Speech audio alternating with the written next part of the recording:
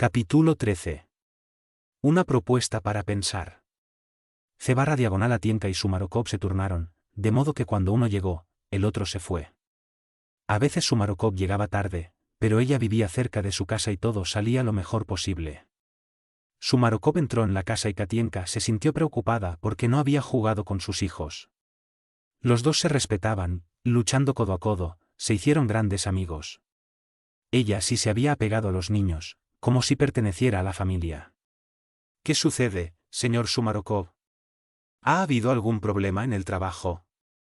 No, Katienka, me acaban de invitar a vivir en la finca Norodobinsk y estoy indecisa. La pequeña Mayra, al ver llegar a su padre, saltó a sus brazos y lo besó. Papacha, papacha.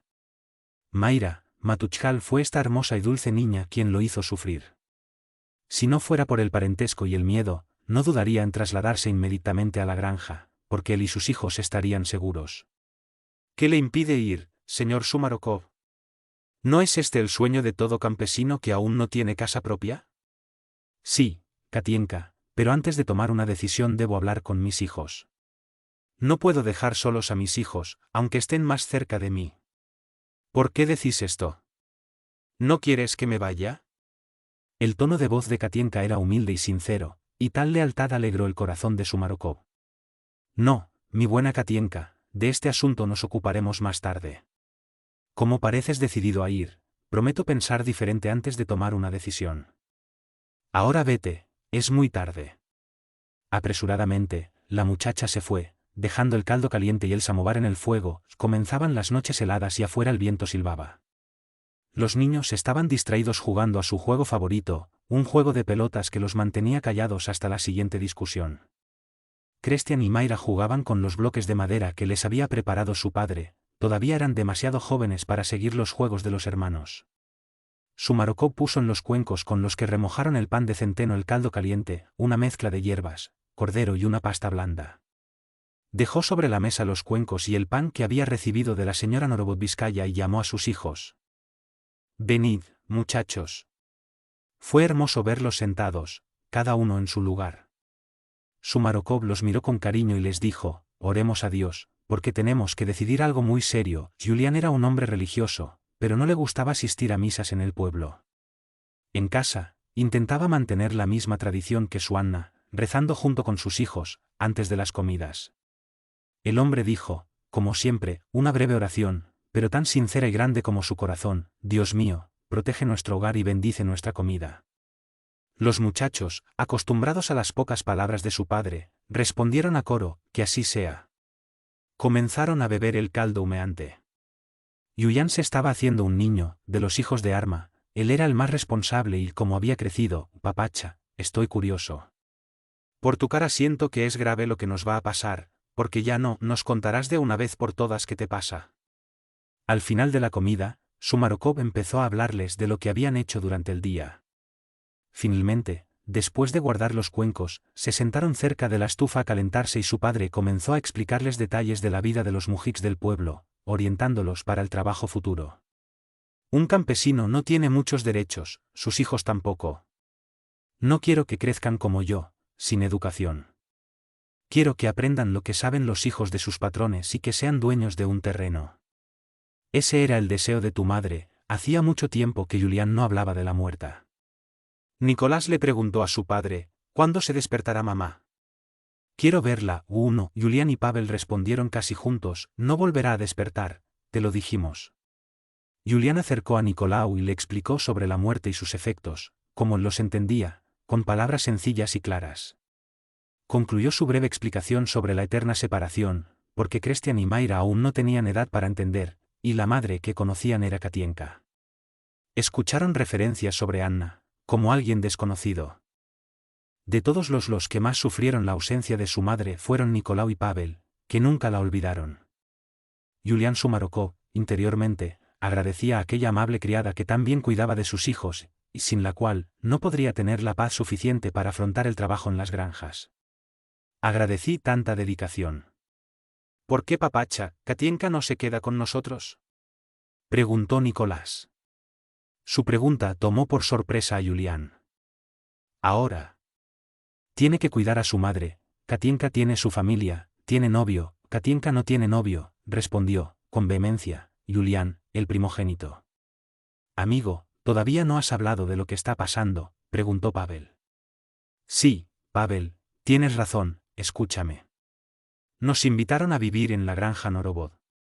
Tengo que darte la respuesta y necesito tomar la decisión correcta. ¿Es largo, papacha?, preguntó Nicolau interesado. Sí, Nicolau, está un poco lejos de aquí. ¿Por qué no vamos, papacha? Desde nuestro mamiencha no quiere despertar, dijo Nicolau. Era una especie de broma que habían inventado para justificar la repentina muerte de su madre, lo que los dejó muy impresionados. Albergaban un resto de esperanza, cuando todavía pensaban que en un momento dado ella podría despertar y regresar. Pero el tiempo pasó y, poco a poco, el pasado se fue borrando. Julián entendió la conversación de su hijo, quería decir que la casa sin mamá no importaba, aquí o lejos, ya que ella ya no despertaba. Sus palabras lo conmovieron. Nicolau, de todos, fue quien demostró mayor inteligencia e ingenio, tenía una presencia de ánimo increíble, a pesar de estar en silencio, era un agudo observador. Tal vez puedan estudiar allí como niños de su edad y encontrar un futuro mejor, pero la decisión me corresponde a mí. ¿Katienka está de acuerdo, papacha?, preguntó Julián, quien ayudaba a la criada con la pequeña crianza de ovejas y algunos perros, que tenían en el patio trasero, en un intento de aumentar los ingresos familiares. Ya hablé con ella cuando me fui. Bueno, ella no puso objeciones, parece dispuesta a seguir trabajando. ¿Pero cómo vas a volver a tu casa por la tarde? El hijo mayor de Sumarokov ya había acompañado a su padre y conocía la larga distancia que su padre recorría cada día para llegar al trabajo, lo cual era imposible para Katienka.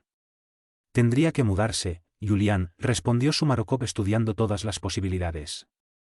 Había pensado mucho en todos, tenía que darle una respuesta definitiva a Norovod. Sin embargo, me temo que no funcionará. Katienka cuida de su madre. ¿Cómo podría dejarla? Nicolau y Pavel empezaron a pellizcarse debajo de la mesa y Julián les llamó la atención, quería tranquilidad para pensar en esa situación. Listos, todos a la cama. Ordenó, aplaudiendo. Sus hijos fueron obedientes y pronto se fueron a la cama. La casa estaba en silencio. Después de que los niños se acomodaron, Julián salió de la isba y miró al cielo, era noche de luna llena. Con calma lió un cigarrillo, lo encendió con dificultad y comenzó a fumar, sin embargo, el viento rápidamente lo quemó. Entró a fumar en paz. Su casa tenía cierta comodidad, gracias a las adaptaciones que había ido haciendo, poco a poco, y su dinero apenas le alcanzaba para pagar el alquiler. Vivían allí gracias a una generosa concesión que les había hecho su antiguo jefe, por los servicios prestados. Era rico, no necesitaba esa casa y le había dejado seguir viviendo allí por un alquiler irrisorio. Su casa estaba cerca del pueblo. Un día temió volver a quedarse sin hogar ni seguridad, aunque nunca le faltó trabajo. Cuando llegó el invierno, Sumarokov se dedicó a otros trabajos con la madera, habilidades raras que le garantizaban cierta independencia, porque nunca se había resignado a vivir en un condado y recibir comida y vivienda a cambio de un salario. La difícil vida que enfrentó lo llevó a aceptar la invitación de Norovod. Todo sería más fácil para él y, aún así, quería pensar con claridad. Ahora, sin su Annochka, tuvo que pensarlo 2 veces y con mucho cuidado antes de decidir, era el futuro de sus hijos. ¿Cómo extrañaba a su esposa? Julián Sumarokov entró a la isba y también se acostó.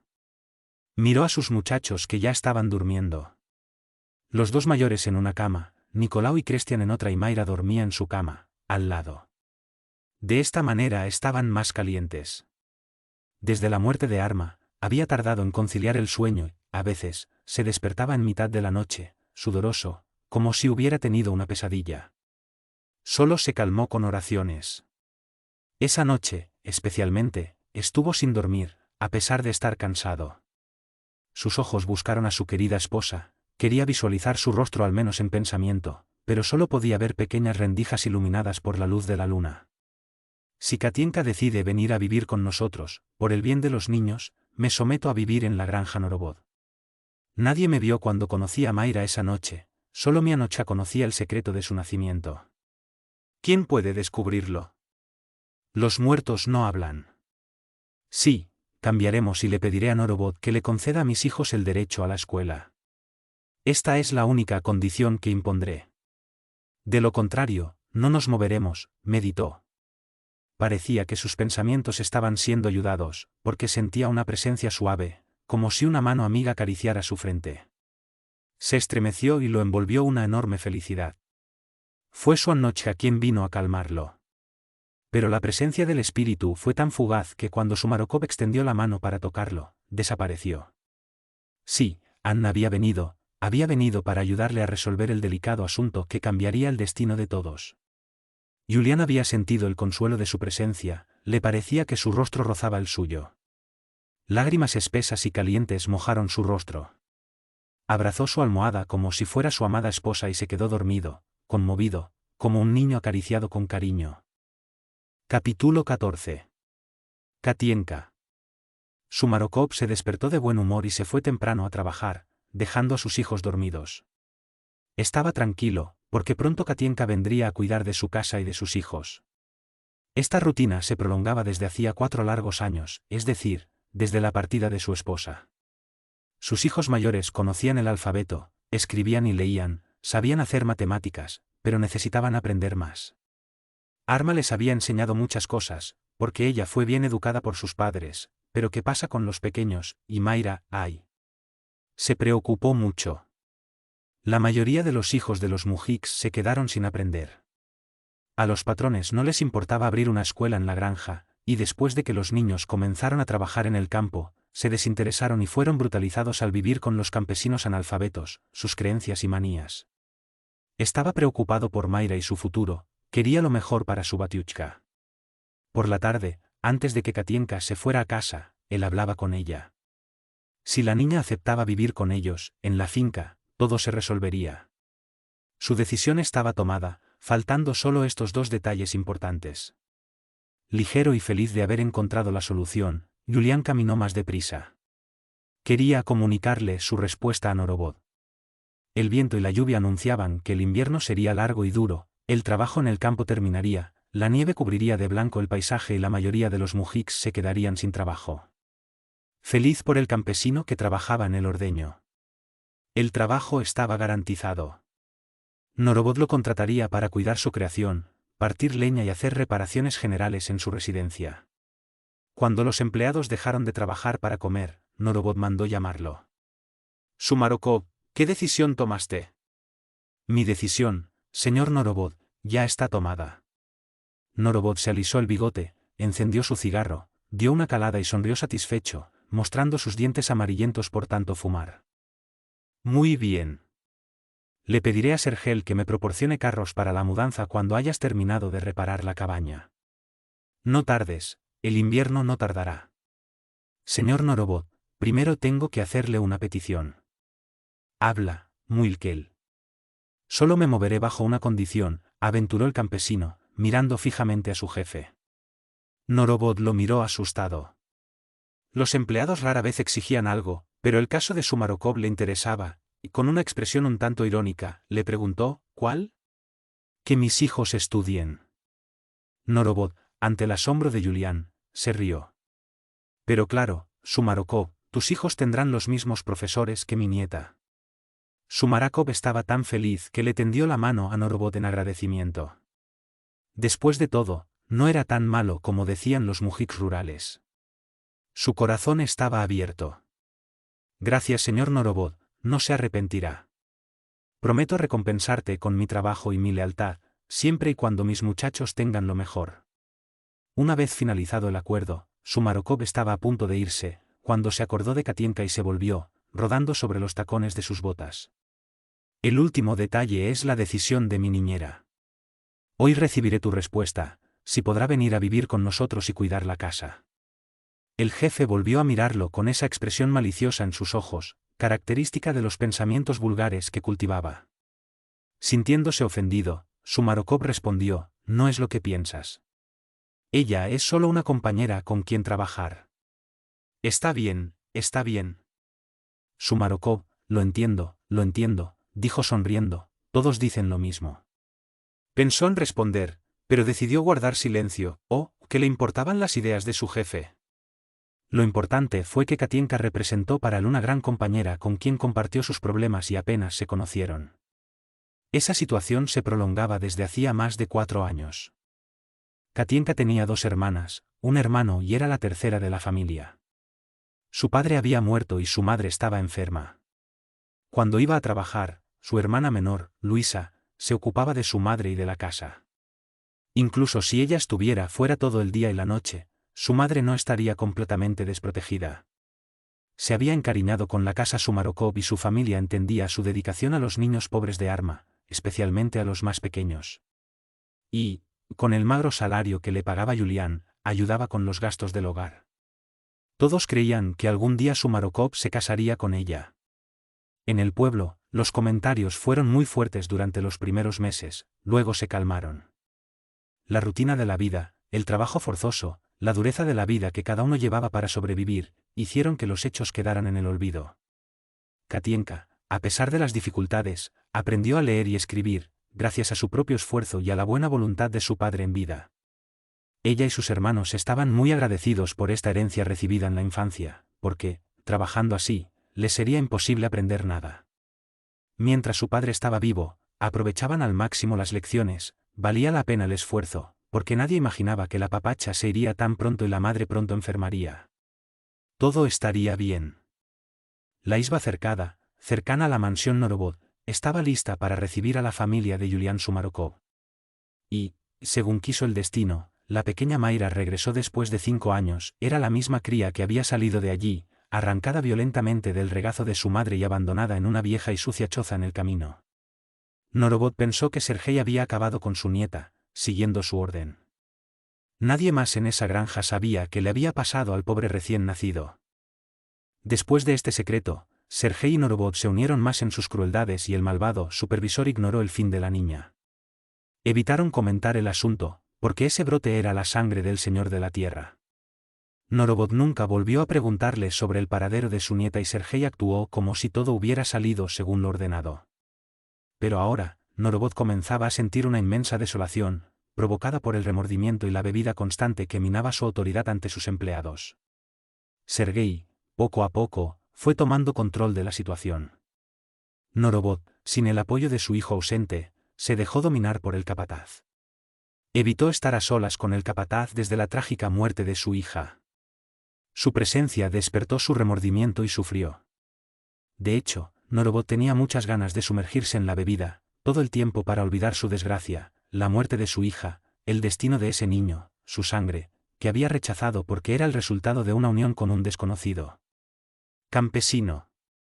El remordimiento le carcomía el alma y nada, absolutamente nada podía aliviarlo. Cuando el fantasma de Sacha se le apareció manchado de sangre, entró en un delirio, y una fiebre nerviosa lo atacó como si estuviera sufriendo un ataque epiléptico. De hecho, Norovod se había vuelto epiléptico. Muchos mujiks le temían durante estas crisis, que empeoraban cerca de la cosecha. Cuando el trigo comenzaba a ponerse amarillo, ante cualquier inconveniente, se desahogaba y ordenaba que los azotaran. Nadie pudo aliviar su tensión nerviosa. La única persona que tenía algún control sobre él era su pobre esposa, quien se compadecía de su situación y permanecía a su lado. Las cosas en la granja solo empeoraron bajo la dirección de Sergei, detestado por los empleados. Capítulo 15. Los Sumarokovsky. Sumarokovsky trajo a la granja algo que allí no existía, alegría. Pronto el señor, imbuido de tristeza, se llenó de risas contagiosas y chistes saludables que Katlenka había enseñado a los hijos de Julián. El ruido de los niños alegraba a Isvan el recinto, antes triste y abandonado. Pero, antes de mudarse, Julián y Katlenka se sentaron con los chicos y les contaron las dificultades y problemas de vivir en tierras ajenas y cómo tendrían que someterse al régimen impuesto por sus patrones. Para ellos era muy importante continuar con su trabajo, que les garantizaría estudio, alimentación, vivienda y vestido. Los niños, advertidos, mantuvieron sus límites y nunca entraron a la mansión Norovod. Los pequeños estaban constantemente vigilados por Katlenka, porque Julián y Pavel, ambos pequeños, ya ayudaban a su padre, prestándole algunos servicios. Sin embargo, la nieta de Norovod, Sacha Lesnovna Norovod-Biskl, rompió todos los vínculos. Niña traviesa, intentaba quedarse más en casa de su sirvienta que en casa de su abuelo. Allí encontró alegría y se siente bien entre ellos, a pesar de su temperamento fuerte, intrigante y rebelde como el de su madre. Sonia aprovechó el interés de su hija por los Sumarokovsky para husmear en la intimidad de la casa de Julián, y con su coquetería, ganárselo. No podía aceptar que él, un hombre correcto y bueno, escapara a sus encantos. Simplemente no podía soportar que ningún hombre la despreciara, especialmente aquel campesino sin educación. «Sacha, hija mía, ¿dónde estás?» Entró a la isba, con esta excusa. Katienka estaba sentada cerca del horno, remendando ropa. Cuando escuchó la voz de Sonia, respondió: «Está jugando con Nicolau, debe estar tan ocupada que ni siquiera lo escuchó». «Esta traviesa no para», dijo Sonia entrando. «Le gustan los niños, porque se siente muy sola, los deja jugar». Mostrando interés en ver lo que hacía su hija, utilizó esta estrategia para observar cómo vivían los Sumarokovsky. Sonia entró en la isba. Las camas estaban limpias y extendidas. ¿Durmieron juntos? Me moría por preguntar. Dentro, de hecho, Sacha jugaba con un juego de palos que su padre le había traído de San Petersburgo. Los dos niños se olvidaban de todo, inmersos en su juego, sentados sobre una vieja alfombra. La madre los miró, examinando detalladamente la sencillez de los muebles y accesorios que componían el pobre interior doméstico. La isba, desde que se mudaron, había adquirido un aspecto nuevo, sencillo y bien cuidado. Allí todo respiraba limpieza y tranquilidad. Unos celos locos se apoderaron de ella, cuando se dio cuenta de la joven que logró trabajar tan duro y seguir siendo tan hermosa, con una belleza inocente y hermosa. Él comenzó a interrogarla, provocándola: ¿eres la criada de Julián? El tono de la pregunta era de superioridad, pero Katienka respondió con severidad y humildad: sí, señora, lo soy. ¿Cuánto tiempo lleva trabajando para Sumarokov? Ya que su esposa Anna estaba a punto de dar a luz a Krestlan. ¿Y cuánto tiempo ha pasado esto? 5 años.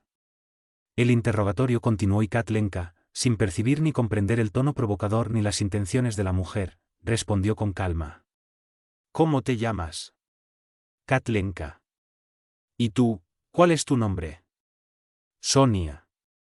Katienka dejó la aguja en la ropa, la colocó sobre la mesa, se acercó a la estufa y le ofreció té. Sonia, después del largo interrogatorio, supo de sus vidas. Una vida común a la de Julián, que, en realidad, no tenía ningún secreto, pero a ella, a pesar de ser como era, todo le parecía nuevo. Momentos después, la cocina se llenó de ruido. Krestlan y Mayra entraron corriendo detrás de un gato. Y empezaron a jugar, aferrados a la habitación de Katienka, sin prestar atención al visitante. Cuidado Mayra, cuidado Krestian. Los niños ni siquiera notaron la presencia de Sonia, tan envueltos estaban en su propia conmoción, que solo después de unos minutos, cuando el gato se escapó, la vieron. Besaron a Katienka y se marcharon nuevamente sin importarles la visita. Lo siento señora, todavía son muy jóvenes y no se han acostumbrado a las etiquetas.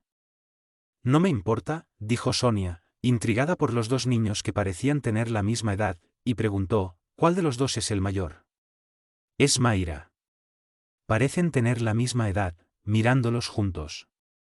La diferencia entre ellos es realmente pequeña, y según el señor Sumarokov, su esposa estaba amamantando a Mayra cuando quedó embarazada. Entre sus dos hijos menores no hay un año completo de diferencia y como Mayra es flaquita y pequeña apenas se nota. Las dos mujeres seguían hablando cuando entró Nicolau.